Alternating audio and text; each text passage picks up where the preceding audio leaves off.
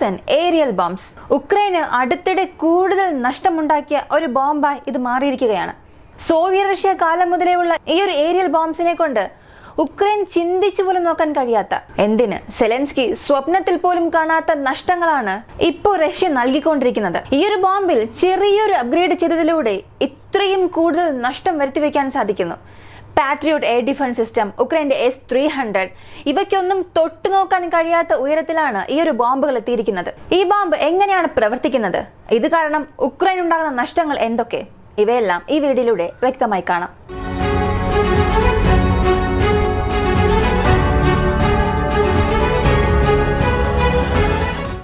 FAB-3000 ഇതൊരു glided bomb എന്ന് പറയാം, ഏരിയൽ ബോംബ് അല്ലെങ്കിൽ free falling bomb, Dum bomb, എങ്ങനെ വേണമെങ്കിലും പറയാം.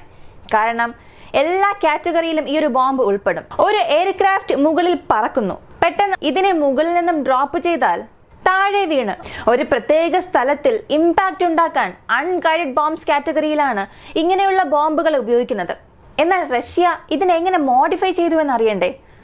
ആദ്യമായി ഈ ഒരു ബോംബിനെ മോഡിഫൈ ചെയ്തത് 2004 അമേരിക്കയുടെ ജേഡാംസിന്റെ ശരിയായ എതിരാളിയായി. അല്ലെങ്കിൽ അതുപോലെ നമ്മുടെ പക്കലും ഒരു എമുനേഷൻ വേണം. ഫ്രീ ഫാളിംഗ് ബോംബാണെങ്കിലും ഇതിന്റെ ആക്യുറസി വീണ്ടും കൂട്ടണം, ഇതിന്റെ റേഞ്ച് വീണ്ടും അധികമാക്കണം എന്ന് കരുതി അങ്ങനെയുള്ള ശ്രമത്തിൽ ഇറങ്ങുകയും അങ്ങനെ നിർമ്മിച്ച ഒരു ബോംബാണ് ഈ FAB-3000. ഇതിൽ ഒരുപാട് സീരീസ് ഉണ്ട്. FAB-500, 1000, 1500, 2000 ഇങ്ങനെ ഒരുപാട് കാറ്റഗറിയിൽ ഈ ഒരു ബോംബ്സ് ഉണ്ട്. എന്നാൽ ഇവയേക്കാൾ വളരെ കൂടുതൽ നഷ്ടം, കൂടുതൽ ഡാമേജസ് ഉണ്ടാക്കാൻ കഴിവുള്ള ബോംബാണ് FAB-3000. ഇതെങ്ങനെ പ്രവർത്തിക്കുന്നു എന്ന് ചോദിച്ചാൽ, ഇതിനെ റഷ്യ ഉക്രൈൻ യുദ്ധത്തിന്റെ തുടക്കം മുതലേ ഉപയോഗിക്കുന്നുണ്ട്. എന്നാൽ തുടക്കത്തിൽ കൂടുതൽ ഗ്ലൈഡഡ് ബോംബ്സ് ആയി ഇത് ഉപയോഗിച്ചില്ല. ഇത് സോവിയറ്റ് റഷ്യ കാലം മുതലേ റഷ്യയുടെ ആയുധപ്പുരയിൽ ഉണ്ടായിരുന്നു. ഈ സോവിയറ്റ് റഷ്യ 90കളിൽ തകർന്നതിന് ശേഷം റഷ്യ ഒരു വലിയ തീരുമാനമെടുത്തു. ഒരുപാട് നാടുകളുടെ പക്കൽ ആ സമയത്ത് ഈ ബോംബ് ഉണ്ടായിരുന്നു. എന്നാൽ ആ ബോംബുകളെ ആ നാടുകൾക്ക് തന്നെ നൽകാതെ ഒരുപാട് ബോംബേഴ്സ് വിമാനങ്ങളുമായി ഈ ബോംബുകളെല്ലാം തിരികെ റഷ്യയിലേക്ക് തന്നെ കൊണ്ടുവരുന്നു. അവരുടെ ആയുധപ്പുരയിൽ അപ്പോൾ സ്റ്റോർ ചെയ്തു വെച്ചിരുന്ന ഈ കൂടുതൽ ബോംബുകളെ കൊണ്ട് റഷ്യക്ക് ഇന്ന് പല നേട്ടങ്ങൾ ഉണ്ടായിക്കൊണ്ടിരിക്കുകയാണ്. ഇന്നത്തെ കണക്കനുസരിച്ച് നോക്കിയാൽ ഈ 3000 സീരീസിൽ മാത്രം 80,000-ൽ കൂടുതൽ ബോംബ്സ് ഇപ്പോൾ റെഡി ടു യൂസ് കാറ്റഗറിയിൽ മോഡിഫൈ ചെയ്യാൻ തയ്യാറായി റഷ്യയുടെ ആയുധപുരയിൽ ഉള്ളതായി റഷ്യയുടെ മിനിസ്ട്രി ഓഫ് ഡിഫൻസും റഷ്യയുടെ ക്ലോസറ്റ് ടെലഗ്രാം ചാനൽസും ഒരു അറിയിപ്പ് കൊടുത്തു. ഇതിനെ എന്തുകൊണ്ട് ഇത്ര പ്രധാനമായി കാണുന്നുവെന്ന് ചോദിച്ചാൽ, Su-34 വിമാനങ്ങളെ കുറിച്ച് നമുക്കറിയാം. ഈ Su-34 എന്നത് റഷ്യയുടെ പ്രധാനപ്പെട്ട ഒരു അസറ്റാണ്. യുദ്ധത്തിന്റെ തുടക്ക കാലഘട്ടത്തിൽ കൂടുതൽ ഈ വിമാനങ്ങളെ റഷ്യ നഷ്ടപ്പെടുത്തി. അതിന് പ്രധാനപ്പെട്ട കാരണവും ഈ FAB സീരീസ് ബോംബുകളാണ്. ഈ ബോംബുകളെ കൊണ്ട് ഉക്രൈന്റെ പൊസിഷൻസിൽ ഡ്രോപ്പ് ചെയ്യുന്നതിനുണ്ടായ ആ ഒരു ശ്രമങ്ങളിൽ പരാജയപ്പെട്ടാണ് റഷ്യ ഒരുപാട് വിമാനങ്ങളെ നഷ്ടപ്പെടുത്തിയത്. കാരണം എന്താണെന്നറിയാമോ? ഇതൊരു ഫ്രീ ഫാളിംഗ് ബോംബാണെന്ന് ഞാൻ പറഞ്ഞു. ഇതൊരു പ്രത്യേക ഹൈറ്റിൽ ഒരു 5000 അല്ലെങ്കിൽ 10,000 അടി ഉയരത്തിൽ പറക്കുന്നു എന്ന് കരുതുക. അവിടെ നിന്നും ഈ ബോംബിനെ ഡ്രോപ്പ് ചെയ്യുമ്പോൾ വായുവിലുണ്ടാകുന്ന മാറ്റം കാരണം ഈ എയറോഡൈനാമിക്സ് പ്രശ്നത്തിൽ ഈ ബോംബുകൾ അകപ്പെടുമ്പോൾ അത് താഴെ വീഴുന്ന സമയം അതിന്റെ ആക്യുറസി എന്നത് മാറും, ആക്യുറസി നഷ്ടമാകും. ഒരു 100 മീറ്റർ മാറിയാണ് ടാർഗറ്റ് ഉള്ളതെങ്കിൽ 100 മീറ്ററിന് മുൻപ് തന്നെ ആ ബോംബുകൾ വന്ന് വീഴും, അല്ലെങ്കിൽ ആ 100 മീറ്ററും കഴിഞ്ഞായിരിക്കും ബോംബുകൾ ചെന്ന് വീഴുന്നത്. ഇങ്ങനെയുള്ള പ്രശ്നങ്ങൾ ഉണ്ടായിരുന്നു. അപ്പോൾ അതിന്റെ ആക്യുറസി അധികമാക്കണമെങ്കിൽ എയർക്രാഫ്റ്റ് വളരെ ലോ ആൾട്ടിറ്റ്യൂഡിൽ പറക്കണം. 10 നില കെട്ടിടത്തിന് മുകളിൽ നിന്ന് ഒരു പന്ത് എടുത്ത് താഴെ ഇടുന്നതിനും 2 നില കെട്ടിടത്തിന് മുകളിൽ നിന്നും ഒരു പന്ത് താഴെ ഇടുന്നതിനും ഒരുപാട് വ്യത്യാസമുണ്ട്. അത് താഴെ ഗ്രൗണ്ടിൽ എവിടെ വീഴുന്നു എന്നുള്ളതിൽ ഒരുപാട് വ്യത്യാസമുണ്ട്. അതുപോലെയാണ് ലോ ഫ്ലൈ ആൾട്ടിറ്റ്യൂഡിൽ ഒരു വിമാനം പറക്കുമ്പോൾ അതിൽ നിന്ന് ഡ്രോപ്പ് ചെയ്യുന്ന അൺഗൈഡഡ് ബോംബ്സിന്റെ ആക്യുറസി എന്നത് വളരെ കൂടുതലായിരിക്കും.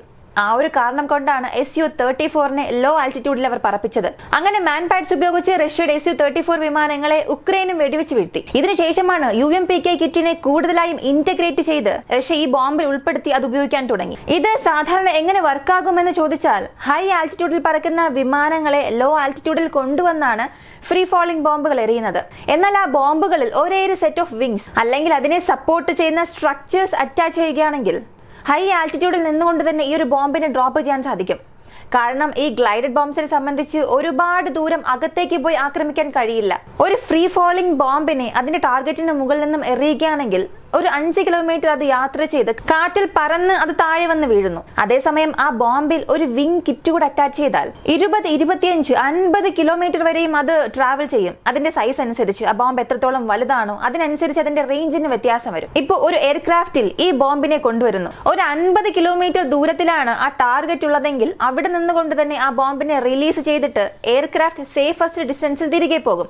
അതായത് പാട്രിയോട്ട് 50 കിലോമീറ്റർ ദൂരത്തിലാണ് ഉള്ളതെന്ന് കരുതുക.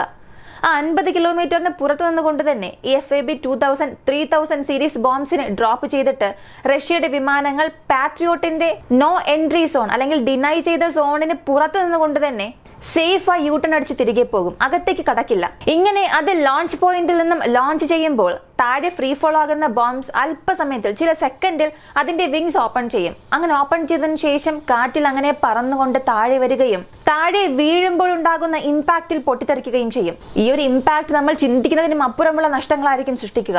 അതും 3000 സീരീസ് ബോംബ്സ്. ഇവ വളരെ ഭീകരമായ ബോംബുകളാണ്. ഒരു 10 നില 15 നില കെട്ടിടമുണ്ടെങ്കിൽ അതിനെ നിലം പരിശാക്കാൻ ഈ ഒരു ഒറ്റ ബോംബ് മതി. ഹൈലി എക്സ്പ്ലോസീവ് TNT മാത്രമല്ല ഉപയോഗിച്ചിരിക്കുന്നത്. ഒരുപാട് ഫലങ്ങൾ സൃഷ്ടിക്കാൻ കഴിവുള്ള മറ്റു വെടിമരുന്നുകളും കലർത്തി എല്ലാത്തിന്റെയും ഒരു സംയോജിതമായിട്ടാണ് ഇത് നിർമ്മിച്ചിരിക്കുന്നത്. ഇത് പൊട്ടിത്തെറിച്ചതിന് ശേഷവും ഡുവൽ എക്സ്പ്ലോഷൻ എന്ന് പറയപ്പെടുന്ന ആ ഒരു ഇമ്പാക്റ്റും ഈ ഒരു ബോംബിന് ആ കെട്ടിടത്തിൽ ഉണ്ടാക്കാൻ സാധിക്കും. കൂടുതൽ സൈനികർ കൂടിയിരിക്കുന്ന സ്ഥലം അല്ലെങ്കിൽ ഉക്രൈന്റെ പ്രധാനപ്പെട്ട ഗ്യാതറിംഗ്, ഉക്രൈന്റെ പ്രധാനപ്പെട്ട കമാൻഡ് പോസ്റ്റ്, ബങ്കേഴ്സ് ഉപയോഗിക്കുന്ന കോൺക്രീറ്റ് സ്ട്രക്ചേഴ്സ് ഇവയെല്ലാം തരിശു ഭൂമിയാക്കാൻ ഈ ബോംബുകൾ ഉപയോഗിക്കാം. ഇവയെ എയർ ഡിഫൻസ് സിസ്റ്റത്തെ കൊണ്ടുപോലും അത്ര പെട്ടെന്ന് ഇന്റർസെപ്റ്റ് ചെയ്യാൻ സാധിക്കില്ല. കാരണം ഇത് ഗ്ലൈഡഡ് ബോംബ് ആയതുകൊണ്ട് എയർ ഡിഫൻസ് സിസ്റ്റം മിസൈലിനെ കൊണ്ട് ഇതിന് എൻഗേജ് ചെയ്യാൻ തന്നെ ഒരുപാട് കഷ്ടപ്പെടും. ചില സമയങ്ങളിൽ എൻഗേജ് ചെയ്യാൻ പോലും സാധിക്കില്ല. അങ്ങനെയെങ്കിൽ ഇവയെ തടയാൻ സാധിക്കില്ലേ? ഇതിനെ ഒന്നും ചെയ്യാൻ സാധിക്കില്ലേ എന്ന് ചോദിച്ചാൽ അതിനായിട്ടുള്ള ഉത്തരം ഇല്ല. ഒരേ ഒരു രീതിയിൽ മാത്രമേ ഈ ബോംബുകളെ തടയാൻ സാധിക്കൂ. ആ എയർക്രാഫ്റ്റ് അകത്തേക്ക് വരുമല്ലോ. അകത്തേക്ക് വരുന്ന ആ ഒരു എയർക്രാഫ്റ്റ് ഈ ബോംബ് റിലീസ് ചെയ്യുന്നതിന് മുൻപ് ആ ഒരു വിമാനത്തെ വെടിവെച്ച് വീഴ്ത്തിയാൽ മാത്രമേ ഈ ഒരു ബോംബ്സിൽ നിന്നും ശത്രുക്കൾക്ക് രക്ഷപ്പെടാൻ സാധിക്കൂ. അത് ലോഞ്ച് ചെയ്താൽ അതിനുശേഷം ഈ ഒരു ബോംബിന്റെ ഇമ്പാക്റ്റിൽ നിന്നും അത്ര പെട്ടെന്ന് രക്ഷപ്പെടാൻ സാധിക്കില്ല. വളരെ ഡെഡ്ലിയസ്റ്റ് ബോംബായി ഇത് റഷ്യയുടെ ആയുധപ്പുരയിൽ ഇരിക്കുകയാണ്. ഒരുപാട് ബോംബ്സ് ഇപ്പോൾ റഷ്യ ഇങ്ങനെയാണ് ഉപയോഗിക്കുന്നത്. കാരണം തുടക്കകാലത്ത് ഒരുപാട് നഷ്ടങ്ങൾ റഷ്യ അഭിമുഖീകരിച്ചു. പിന്നീട് Su-34 എങ്ങനെയെല്ലാം ഉപയോഗിക്കണം എന്നുള്ളത് പതിയെ അപ്ഗ്രേഡ് ചെയ്ത് ഇന്ന് ഈ ഒരു രീതിയിലേക്ക് കൊണ്ടുവന്നിട്ടുണ്ട്. ഇപ്പോ അടുത്തിടെ നടത്തിയ ആക്രമണം ഉക്രൈന്റെ ന്യൂയോർക്ക് സിറ്റിയിൽ, ന്യൂയോർക്ക് എന്ന് പറയുമ്പോൾ ആ ഒരു ന്യൂയോർക്ക് എന്ന് ചിന്തിക്കരുത്, അതല്ല, ഡൊണാൾഡ്സ് റീജിയണിലുള്ള വളരെ പ്രധാനപ്പെട്ട ഒരു സിറ്റി ന്യൂയോർക്ക് എന്ന് പറയും. ഉക്രൈനുള്ളിലാണ് അതുള്ളത്. ആ ഒരു സ്ഥലത്ത് ഉക്രൈന്റെ കമാൻഡ് സെന്റർ അടുത്തിടെ താൽക്കാലികമായി തുറന്നു. ഉക്രൈന്റെ സൈനികർ അവിടെ കൂടിയ സമയത്ത് അവിടെ ലക്ഷ്യം വെച്ച് റഷ്യ ഒരു സ്ട്രൈക്ക് ചെയ്തു. അതിനുള്ള വീഡിയോയും അവർ റിലീസ് ചെയ്തു. Su-34ന്റെ ബെല്ലി ഭാഗത്ത് ഈ ഒരു ബോംബിനെ ഇന്റഗ്രേറ്റ് ചെയ്യുന്നത് മുതൽ അത് താഴെ ഡ്രോപ്പായി ബോംബിൽ നിന്നും വിങ്സ് ഓപ്പൺ ആകുന്നതും അത് താഴെ ചെന്ന് പൊട്ടിത്തെറിക്കുന്നത് ഇവയെല്ലാം റഷ്യയുടെ മിനിസ്ട്രി ഓഫ് ഡിഫൻസ് ഒരു വീഡിയോ ആയി പുറത്ത് റിലീസ് ചെയ്തു. നിങ്ങൾ തന്നെ കാണുക. FAB 3000 സീരീസ് ബോംബ്സ് ഞങ്ങൾ ഉപയോഗിക്കാൻ തുടങ്ങിയിട്ടുണ്ട്. പറ്റിയാൽ അതിനെ ഇന്റർസെപ്റ്റ് ചെയ്യുക എന്ന് വെല്ലുവിളിക്കുന്ന രീതിയിൽ ഈ ബോംബിനെ ഡ്രോപ്പ് ചെയ്തു. ഉക്രൈന് ഇതുവരെയും ഒരുപാട് ബോംബുകൾ കാരണം ഒരുപാട് നഷ്ടങ്ങൾ ഉണ്ടായിട്ടുണ്ട്. എന്നാൽ ഈ ഗൈഡ് ബോംബ്സിൽ FAB സീരീസ് ബോംബ് ഉണ്ടാക്കുന്ന നഷ്ടങ്ങളെ പോലെ മറ്റൊരു ബോംബ് റഷ്യയെ കൊണ്ട് തന്നെ ഉണ്ടാക്കാൻ കഴിയുമോ എന്നുള്ളതും ഒരു ചോദ്യമാണ്. അത്രത്തോളം നാശമാണ് ഈ ബോംബുകൾ ഉക്രൈനുള്ളിൽ നൽകിക്കൊണ്ടിരിക്കുന്നത്. ഈ ഒരു വീഡിയോ കുറിച്ചുള്ള നിങ്ങളുടെ അഭിപ്രായം എന്താണെന്നുള്ളത് കമന്റിൽ പറയുക. വീഡിയോ ഇഷ്ടമായ ലൈക്ക് ചെയ്യുക, ഷെയർ ചെയ്യുക. നമ്മുടെ ചാനൽ ആദ്യമായി കാണുന്നവരാണെങ്കിൽ മറക്കാതെ സബ്സ്ക്രൈബ് ചെയ്ത് സപ്പോർട്ട് ചെയ്യുക. മറ്റൊരു വീഡിയോയുമായി വീണ്ടും കാണാം.